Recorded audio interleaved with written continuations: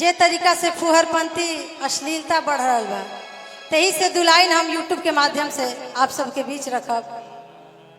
कहे के बा कि डूबल जाता भोजपुरी गो,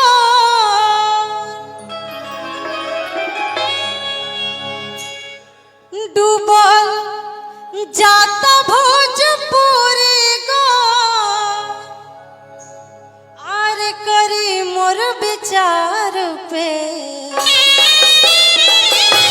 और ये गीत के भाव से हमार संदेश बा भैया आप सबके बीच कि भैया तानी ध्यान दी जा अपना बिहार पे, भैया तानी ध्यान दी जा अपना बिहार पे।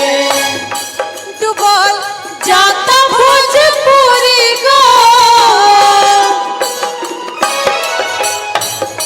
डूबल जाता भोजपुरी गो, करी विचार पे। कि डूबल जाता भोजपुरी गौर करी मोर विचार पे, कि भैया तानी ध्यान दी जा अपना बिहार पे, भैया तानी ध्यान दी जा अपना बिहार पे।